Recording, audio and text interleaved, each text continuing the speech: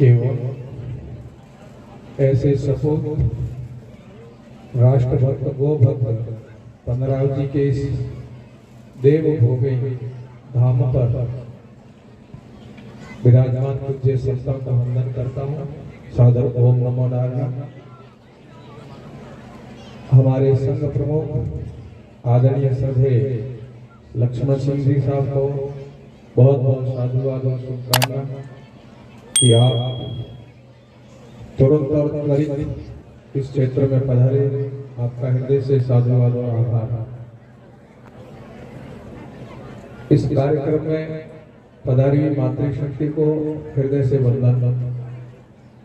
और ये संपूर्ण पंडाल जितना बनाया था, इतना पूरा का पूरा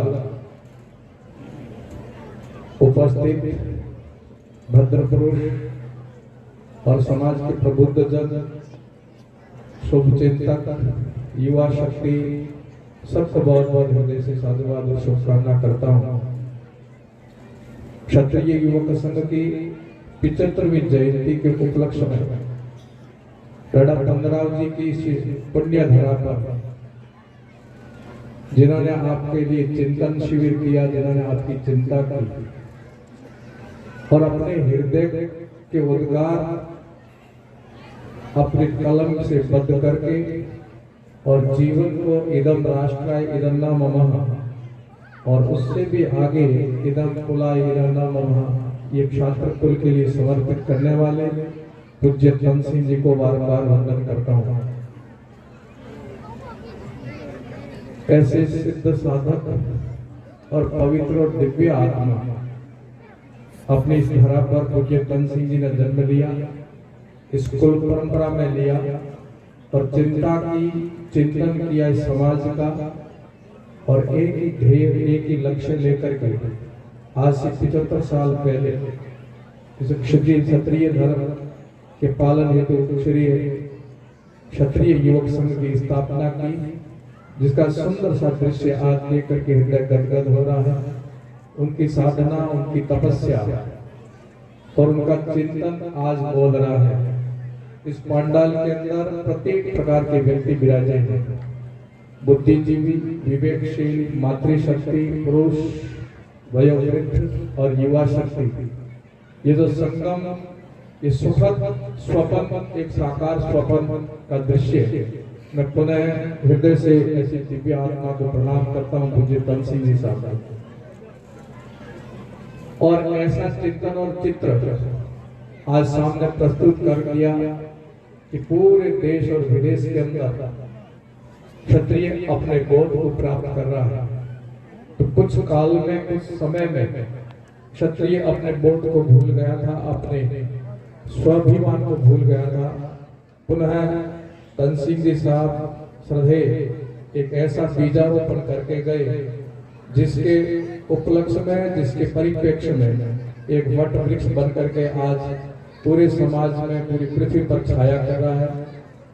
ऐसे छात्र धर्म के लिए सदा समर्पित रह करके स्वयं से बंधुओं को भी बहुत बहुत हृदय से आशीर्वाद और शुभकामना। ऐसी दिव्य आत्मा की बताई हुई मार्ग को आप और प्रशस्त करके संपूर्ण विश्व के कल्याण के लिए आप छात्र धर्म को जागृत कर रहे हैं। आपको बहुत बहुत हृदय से साधुवाद। बहुत कुछ मंथन और चिंतन का विषय मंचों पर होता है, कुछ समूह में होता है और कुछ रातों रातों जग करके एकांत में बैठ करके आप सब लोग इसका मंथन और चिंतन करते हैं। आप तो राष्ट्रीय हितार्थ, समाज हितार्थ जो चिंतन, मनन और जो मेहनत कर रहे हो, ये निश्चय ही आपकी सफल होगी और इसका ये परिणाम है। मैं शुभकामना प्रेषित करता हूँ कि हीरक जयंती की ऐतिहासिक जयंती बनेगी और उन सब में आपके हस्ताक्षर होंगे, आपकी सादर उपस्थिति होगी। आप सब प्रकार से इस कार्यक्रम को सफल बनाने में अपना कर्तव्य समझ करके, अपना उत्तरदायित्व समझ करके इस सभा में ही नहीं, जहाँ जहाँ तक ये छोटी सी विनम्र अपील आप तक पहुँच रही है, छात्र धर्म का पालन करने वाले, क्षत्रिय कुल में जन्म लेने वाले सबसे मैं विनम्र अनुरोध करता हूँ कि इस हीरक जयंती में अपनी भूमिका जरूर आप संपूर्ण रूप से निभाना, ऐसा मैं विश्वास रखता हूँ। इतिहास के पन्ना में जो है मेरे से ज्यादा आप लोग जानते हैं, परंतु इतिहास को बार बार कहना बहुत जरूरी है। यदि किसी असत्य को कई बार कहा जाए तो वो सत्य में परिवर्तित हो जाता है। ऐसा कहा जाता है कि इतिहास यदि बार बार याद नहीं कराएंगे, समय समय पर इतिहास को अध्ययन नहीं करेंगे, समय समय पर इतिहास के पास नहीं बैठेंगे, तो कालांतर में इतिहास से हम बहुत दूर चले जाएंगे।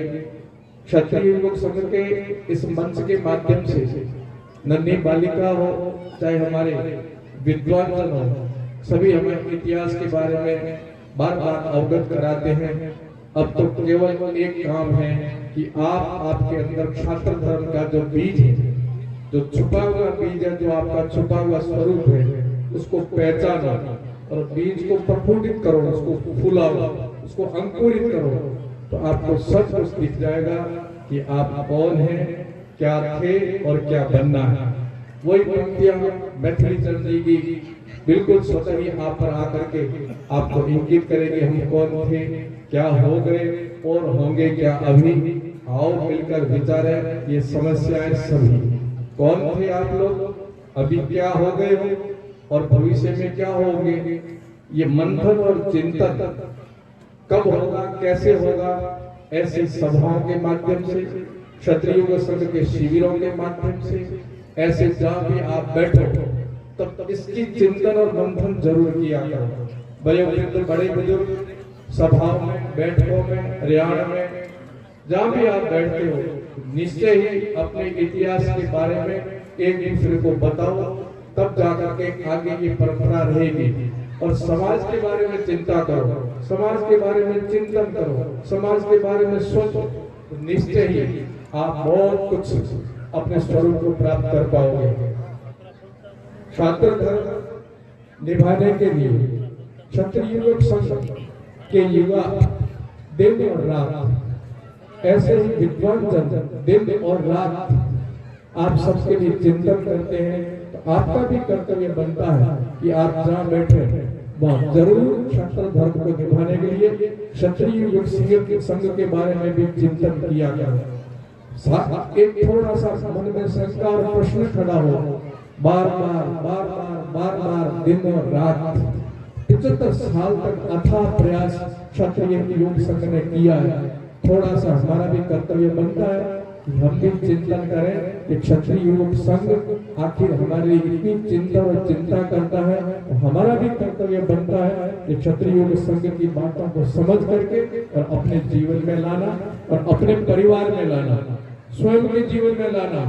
क्षत्रिय युवक संघ आपके हित की बात कर रहा है, आपके परिवार के हित की बात कर रहा है, आपके बच्चों के भविष्य के हित की बात कर रहा है, आपके इतिहास को उजागर कर रहा है। तो ऐसा सौभाग्य हमें पूज्य तन सिंह जी ने दिया है। हम बड़े भाग्यशाली हैं कि आपके समाज के अंदर ऐसी दिव्य आत्मा पैदा होकर के आपके खोए हुए स्वरूप को प्राप्त करने के लिए आज 75 साल तक एक भगीरथ प्रयास करके इतना सुंदर सा दृश्य समाज का उपस्थित हुआ। ये कितना सुंदर सुखद स्वप्न है। आप और हम एक कल्पना करें तो बहुत ही अच्छा दृश्य है। इस दृश्य को और महादृश्य में बदलने के लिए हम सबका कर्तव्य बनता है, जहाँ भी बैठे ऐसे चिंता करके, चिंतन करके, इसका मनन करके जीवन में लाना है। मैं पुनः उपस्थित सभी सज्जनों से निवेदन करूंगा, माताओं बहनों से भी निवेदन करूंगा और जितने आप लोग बैठे आपसे भी निवेदन करूंगा कि जो आपके परिवार में संघ के शिविर में जाने योग्य हैं, जिनकी उम्र संघ के शिविर में जाने योग्य है, वो चाहे पुरुष हो चाहे मातृशक्ति हो, उनको जरूर जरूर भेजना का मेरा विशेष रूप से आपसे निवेदन है। आपका धन आपकी संतान है, आपका धन ही आपकी संतान है, आपका दूसरा स्वरूप आपकी संतान है। और आप लोग गृहस्थ में गए इसलिए हो। मुझे 2-3 बार पूछा, मैंने कल भी एक विषय पर कहा था कि किसी ने हमें पूछा कि आप साधु क्यों बने, आपके जीवन का उद्देश्य क्या। तो संक्षिप्त में उत्तर देने की कोशिश की थी कि प्रारब्ध कोई अच्छा था पूर्व जन्म के संस्कार थे जिनके कारण ये भेद मिला और दिव्य संत मोहनपुर जी महाराज का आशीर्वाद मिला, उनके कृपा पात्र बने और अब जीवन का उद्देश्य अपना कल्याण करें, साथ साथ संत धर्म के नाते परमार्थ के लिए भी जीवन को देते। मेरा तो छोटा सा जीवन का उद्देश्य इतना ही समझ पाया, परंतु मेरे मन में भी एक प्रश्न उठा था, वो ये उठा कि आपने शादी क्यों की, आप कृष्ण में क्यों गए, आप कृष्ण में क्यों गए। हो सकता है एक उत्तर मिलेगा कि वंश वृद्धि के लिए गए हैं, वंश की बेल को बढ़ाने के लिए गए हैं। अब वंश की बेल, वंश वृद्धि, संतान उत्पत्ति, ये आपके जीवन का मूल उद्देश्य है, परंतु थोड़ा सा विचार करना पड़ेगा कि संतान कैसी संतान उत्पन्न करना चाहते हो और कैसी संतान चाहते हो आप लोग। पूत सपूत तो क्यों धन संचय और पूत कपूत तो क्यों धन संचय। कितना सुंदर शब्दों में हमें समझाया कि संतान तो वो पैदा करो, सपूत पैदा करो, संस्कारवान संतान पैदा करो। एक लौकिक उदाहरण मैं आपको देकर के बात को पूरा करूंगा, क्योंकि आज के कार्यक्रम का समय भी लगभग पूरा होने जा रहा है। हमारे लौकिक व्यवहार में आपने बेलें देखी होगी, एक तरबूज की बेल और एक तुम्बे की बेल, दोनों समानांतर बढ़ती है, दोनों ऐसी ही दिखती है। तुम्बा मतलब इंद्रायण हिंदी में कहते हैं, गड़ूबा कहते हैं, उसको टूस कहते हैं। उसकी बेल ज्यादा फैलती है कालीन की बेल की बजाय। कालीन की बेल तो हम लाकर के बीज बोते हैं और तुम्बे की बेल अपने आप उड़ जाती है, दोनों पड़ोस में रहती है। तुम्बे की बेल ज्यादा फैलती है, तरबूज की बेल कम फैलती है। क्या बनता है दृश्य कि तरबूज की बेल को तुम्बे की बेल ढक लेता है और फल लगते हैं। उससे पूर्व एक और घटना घटती है कि कोई मवेशी यदि उसको कतर दे, पैरों से तोड़ दे, तो एक दूसरे का रस आपस में आना जाना शुरू होता है, उसको ग्राफ्टेड कहते हैं।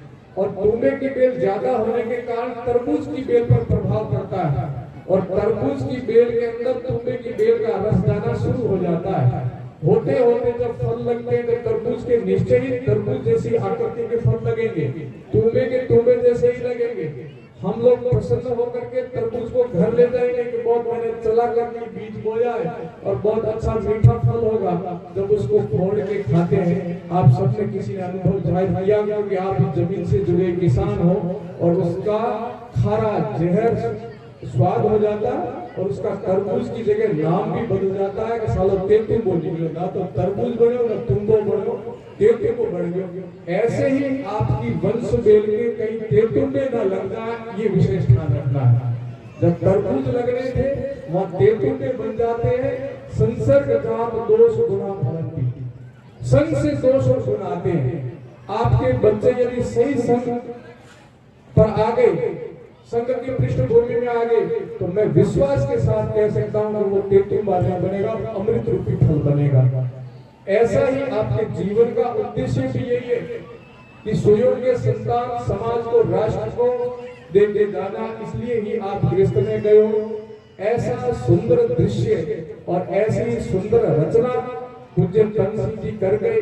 ये तो घर बैठे गंगा आई है, आप तो तरसा करो, तड़फा करो और व्याकुल होया करो कि काश कोई संघ का कार्यकर्ता मेरे घर आए और मेरे बच्चे और बच्ची को संघ के शिविर में ले जाकर के उनको संस्कार दें। हम तो भले संघ में नहीं जा पाए, हम पढ़ नहीं पाए, पर कोई बात नहीं, हमने हमारा जीवन व्यापन कर लिया। अब आने वाली पीढ़ी को संघ में संस्कार देने के लिए निश्चय ही भेजूंगा, इतनी मैं आशा आपसे रखता हूँ। और युवा पीढ़ी जो 16 साल के आसपास आकर के फिर एक जवानी का अंदर से एक ज्वार भाटा खड़ा होता है, उस समय आपको बहुत जरूरी है संघ का संग करना। 15 और 16 साल के बाद एक ऐसी उम्र आती है, वो अच्छे लोगों का संग करना बहुत जरूरी है। और आपके पास तो जब संग है ही, तो इसका संग आपको करना ही करना है। आप शिक्षा कहीं ग्रहण करो, कैसी भी ग्रहण करो, वो आपका विषय है। और मैं पुनः कहूंगा कि संस्कारवान व्यक्ति के पास बैठोगे तब आप मनुष्य बनोगे और आप आगे अपने जीवन को और अपने जीवन के उद्देश्य को समझ पाओगे। मैं पुनः हृदय से साधुवाद और शुभकामनाएं करता हूँ संघ परिवार के समस्त पदाधिकारियों का, विशेष करके हमारे जैसलमेर जिले के प्रभारी माननीय तारेंद्र सिंह जी और इनके समस्त स्वयंसेवक बंधुओं का, जिन्होंने जैसलमेर जिले का जिम्मा लिया। और पांचों कार्यक्रम जो हुए हैं वो बहुत सुंदर और बहुत अच्छे हुए और आगे होने वाला भी अच्छा होगा। इस कार्यक्रम में तो सोने में सुगंध भरती, क्योंकि इस कार्यक्रम में हमारे संघ प्रमुख साहब भी पधार गए। हमारे लिए एक ऐतिहासिक पल रहेगा। पूज्य संतों का आशीर्वाद, इस क्षेत्र के प्रबुद्ध लोग, जनप्रतिनिधि और सब उपस्थित हुए। उससे भी ज्यादा मेरे लिए प्रसन्नता का विषय है कि मातृशक्ति बहुत ज्यादा संख्या में आई। जब मातृशक्ति उपस्थित हो गई, इसकी कृपा हो गई, तो निश्चय ही आने वाले एक हमारा स्वप्न जो है वो साकार होगा। इन्हीं शुभकामनाओं के साथ आप हीरे की जयंती में पूर्ण रूप से अपने तन मन धन से सहयोग करना, ऐसा मेरा विनम्र आपसे आग्रह भी है, अनुरोध भी है, आदेश भी है। और अपने संतानों को आप चला करके तैयारी करना। जब छुट्टियां पड़ती है कि मेरे बच्चे और बच्ची को मैं 5-7 दिन के लिए संघ के शिविरों में जरूर भेजूंगा। ये दूसरा मेरा आपसे आग्रह है। पुनः आप सबका आभार करने से साधुवाद। छात्र धर्म की जय, भारत माता की जय, गौ माता की जय। आपको ताली बजाने के लिए मना किया, जय बोलने के लिए मना नहीं किया ना। और किसी की बात अच्छी लगे ना तो इसका विकल्प ढूंढ लो, ताली की जगह जय बोल दिया करो। मेरे हिसाब से संघ में जय के पर प्रतिबंध नहीं है ना, तो जय बोल दिया करो। बोलो भारत माता की जय, गौ माता की जय, छात्र धर्म की बहुत बहुत आभार और आशीर्वाद। हिंदू कुल के उजियारे बन क्षत्रिय आगे आवे, हम ऐसा संघ बनाए, छात्र धर्म के पालन के हित शक्ति खूब बढ़ावे, निज शरीर को लोह बनाकर कड़ी कड़ी जुड़ जावे, हम ऐसा संघ बनावे। इन्हीं भावों से सराबो आपने